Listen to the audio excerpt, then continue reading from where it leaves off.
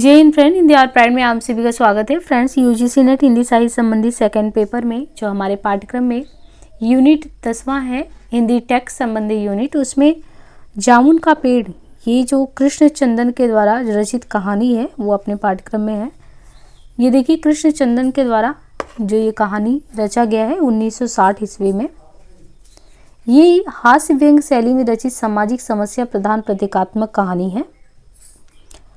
इसके लेखक जो कृष्ण चंद्र जी हैं, ये प्रगतिशील कहानीकार के रूप में जाने जाते हैं। 1914 में इनका वजीराबाद गुजरांवाला पाकिस्तान में जन्म होता है और निधन इनका 1977 ईस्वी में होता है।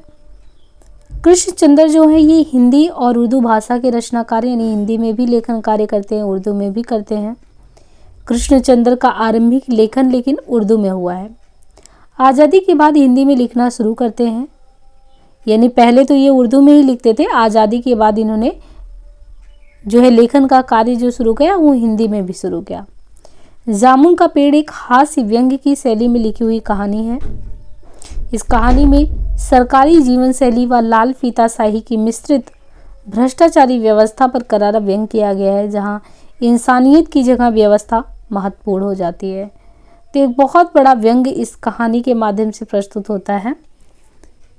वर्ड विषय में देखें तो कहानी में जामुन के पेड़ के नीचे दबे शायर कवि के माध्यम से सरकारी कार्यालयों में कैसे लेथ लतीफ काम को एक दूसरे पे टाल दिया जाना, भ्रष्टाचार, लाल फीताशाही, न्याय में होने वाली देरी, इन प्रवृत्तियों पर व्यंग्य किया गया है। कहानी में पात्र बहुत ही सीमित है। शायर कवि उपनाम ओश है इनका, और ये सदा प्रकाशित ओश के फूल गद्य संग्रह में। इनके अलावा यहाँ पे जब एक दूसरे पे ये लोग आरोप प्रत्यारोप करते हैं तो इसमें माली, चपरासी, clerk, under secretary, deputy secretary, joint secretary, petunia राज्य का प्रधानमंत्री, इसने ही 10 साल पहले जामुन का पेड़ लगाया था, तो ये पिटोनिया राज्य का प्रधानमंत्री, देश के प्रधानमंत्री और यहाँ तक कि प्लास्टिक सर्जन आदि। जब कभी इसमें बनने लगता है तो शायर कवि उसका कहना होता है कि उसने मिर्जा गालिब का निम्नलिखित शेर सुनाया था, या तो माना कि तगाफुल ना करोगे लेकिन खाक हो जाएंगे हम तुमको खबर होने तक। बहुत ही त्रासद अंत होता है इस कहानी में, आप देखिए जामुन का पेड़ में। तो कृष्ण चंद्र जी इसके माध्यम से भी, जैसे भोला राम का जी पढ़ते हैं, तो एक प्रशासन पे भ्रष्टाचार किस तरीके से बहुत ही हावी है और इसकी वजह से सामान्य जनजीवन कैसे प्रभावित होता है, यहाँ भी आप कुछ इसी तरीके से इस रचना को देखते हैं। इस कहानी में उन्होंने आज का जो सरकारी महकमा है तथा उनकी कार्यशैली पर व्यंग्य किया है। कथा का प्रारंभ सेक्रेटरिएट के लॉन में, जो सेक्रेटरिएट है सचिवालय जो सचिवालय है उसके लॉन में एक जामुन का पेड़ है और पेड़ के नीचे एक आदमी, पेड़ गिरता है और दब जाता है। अब ऐसे में तो लोगों का यही कार्य होना चाहिए कि तुरंत जितना दमखम लगा सके उठाए, उस आदमी को बचाएं अगर जीवित है, या और लोगों को बुला के मदद ले, या किसी प्रकार, मतलब पहला तो यही होना चाहिए कि उस पेड़ को उस व्यक्ति से उठाया जाए, पेड़ के नीचे जो दबा है उसकी जान बचाई जाए। लेकिन आप देखते हैं वो कैसे दम तोड़ देता है व्यक्ति, क्योंकि हमारे यहाँ पे लेट लतीफ़ी, एक दूसरे पे टालना। माली भागकर जैसे ही देखता है कि गार्डन में जो है पेड़ गिरा किसी व्यक्ति के ऊपर और दब भी गया है वो व्यक्ति, तो वो माली जो है भागकर क्लर्क को, और क्लर्क ये नहीं कि आए कुछ करे, क्लर्क जो है सुप्रीटेंडेंट को इस प्रकार खबर पहुँचते पहुँचते ऊपर तक पहुँचता है। लोग वहाँ इकट्ठा होते हैं। लोग जामुन के फलों को याद कर दुख प्रकट करते हैं। लोगों को ये नहीं है कि उसके व्यक्ति कोई व्यक्ति उसके नीचे दबा है, उनसे उन्हें कोई मतलब नहीं है। वो तो 10 साल की यादें ताज़ा कर रहे हैं खड़े होके। और माली उस पेड़ के नीचे आदमी को बचाने का प्रयास करता है, लेकिन कोई उसकी सहायता नहीं करता माली को। सुप्रसिद्ध सभी अपने अपने जो होते हैं ना बड़ी अधिकारी, तो माली तो किसी उस तरीके से है नहीं, तो वो अपने तरीके से सोचता है कैसे उस व्यक्ति को बचाया जाए। लेकिन और जितने अधिकारी वहाँ पहुँचते हैं वो अपने बड़े अधिकारी से आज्ञा लेने की बात कहकर पेड़ हटाने की बात मना कर देते हैं, मन कर देते कि हम पहले ऊपर से बात कर ले, फिर जो है कुछ करते हैं हेल्प। इसी प्रकार ये बात पहुंचते पहुंचते मिनिस्टर तक पहुंचती है, लेकिन मामला जस का तस रहता है। पेड़ को फिर ये होता है कि पेड़ किस विभाग के तहत आएगा।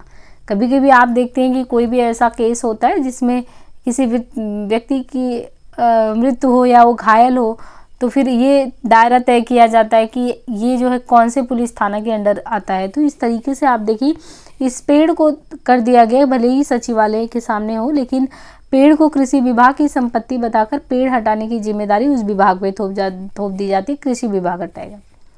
अब कृषि विभाग ने कहा कि पेड़ व्यापार विभाग के लॉन में है, अतः उसे हटाने की जिम्मेदारी भी उसी की है। पुनः फाइल जो है भेजी गई। कोई काम हुए बिना कर्मचारी बड़ी ही लापरवाही से वक्त बर्बाद करते रहे। संबंधित अधिकारी किसी भी बात को गंभीरता से नहीं लिए। हर विभाग अपनी जिम्मेदारी दूसरे के ऊपर डालकर अपनी जिम्मेदारी से पल्ला झाड़ लिया। इस कारण कभी कोई भी एक वक्त जो है काम जो है कोई भी काम जो है वक्त से तो पूरा हो नहीं पाता था। कार्यालय और उनके कर्मचारियों के इस रवैये से आम आदमी के जीवन पर सबसे ज़्यादा असर पड़ता है। लेखक ने इस कहानी में आम आदमी की मुश्किलों से समाधान के प्रति सरकारी जो कार्यालय उनकी उदासीनता तथा लाल फीताशाही को मनोरंजन शैली में प्रस्तुत किया है। इस प्रकार कहानी में विश्वसनीयता ना होते हुए भी हास्य से भरपूर लगता है और हमें ये संदेश भी देता है कि कैसे सरकारी कामकाज में अनावश्यक विस्तार किया जाता है, जो कि आम आदमी की समस्याओं को सॉल्व करने के बजाय उनकी और परेशानियों को बढ़ा देता है। तो शीर्षक भी वैसे ही है, जामुन का पेड़, है ना, इनकी प्रसिद्ध कहानियों में से एक कहानी के रूप में है। और यहाँ पे माली जो है एक मतलब तब भी देखा जाए तो और लोगों से अच्छा ही रोल जो है वो अदा करता है। अब हम लोग अपने वाणिज्य विभाग के, तो यहाँ पे वही है कि जब पूरी कहानी आप पढ़ेंगे तो वार्तालाप आता है, तो उसमें जैसे कथन है कि हम लोग वाणिज्य विभाग के कर्मचारी और ये पेड़ का मामला है, पेड़ कृषि विभाग के तहत आता है, इसलिए मैं इस फाइल को अर्जेंट मार्क करके कृषि विभाग को भेज रहा हूँ, वहाँ से जवाब आते ही इसको जो है हटवा दिया जाएगा। हमने इस मामले को, अब आगे वाले कहते हैं कि हमने इस मामले को हार्टिकल्चर विभाग के सुपुर्द कर दिया है, क्योंकि यह एक फलदार पेड़ का मामला है और कृषि विभाग सिर्फ अनाज और खेती बाड़ी के मामले में फैसला करने का हक रखता है। जामुन का पेड़ एक फलदार पेड़ है, इसलिए पेड़ हार्टिकल्चर विभाग के अधिकार क्षेत्र में आता है। अगर पेड़ नहीं काटा जा सकता तो इस आदमी को काट कर निकाल लिया जाए। अब देखिए इतना तक हो जाता है बातचीत कि अगर पेड़ नहीं लोग काट पा रहे हैं तो एक काम करो, इस आदमी को काट के। तो इससे ये लगता है कि संवेदनहीनता की पराकाष्ठा है यहाँ पे। ये देखिए उस आदमी ने इशारे से बताया, अगर इस आदमी को बीच में से यानी धड़ की जगह से काट दिया जाए तो आधा आदमी इधर से निकल आएगा और आधा आदमी उधर से बाहर आ जाएगा और पेड़ भी वहीं का वहीं रहेगा। तो ऐसे ऐसे लोग भी हैं। इस आदमी का प्लास्टिक ऑपरेशन तो हो सकता है और ऑपरेशन कामयाब भी हो सकता है, मगर आदमी मर जाएगा। तो ये सब उसके सामने ये लोग खड़े होकर बातचीत करते हैं। हमने माना कि, तो फिर वही लास्ट में कहते हैं कि हमने माना कि तगाफुल ना करोगे लेकिन खाक हो जाएंगे हम तुमको खबर होने तक। जब ये पता चला कि दबा हुआ आदमी शायर है तो सेक्रेटेरिएट की सब कमेटी ने फैसला किया, चूंकि दबा हुआ आदमी एक शायर है, लिहाजा इस फाइल का ताल्लुक ना तो कृषि विभाग से है और ना ही हार्टिकल्चर विभाग से, बल्कि सिर्फ ये संस्कृति विभाग से है।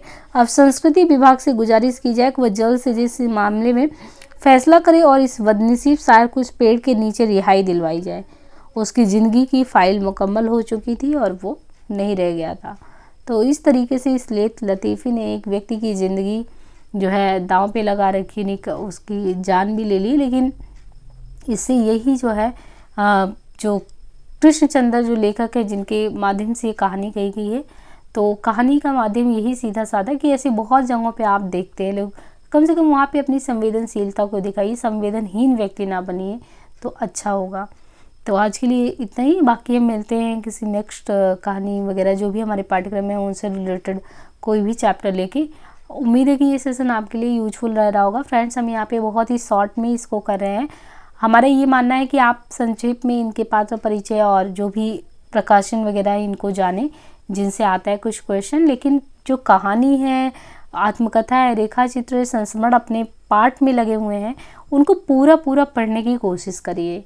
तो अभी तो हम नहीं करा पा रहे, लेकिन हम जल्द ही जो भी आपके यहाँ उपन्यास है और जितनी भी चीज़ें हैं उनको विस्तार से करवाएंगे, क्योंकि विस्तार से कराने में ही भरोसा करते हैं। ये तो संक्षिप्त में आपके एग्ज़ाम को ध्यान में रखते हुए करा दे रहे हैं, जितने भी आपके यूनिट दिए हुए हैं।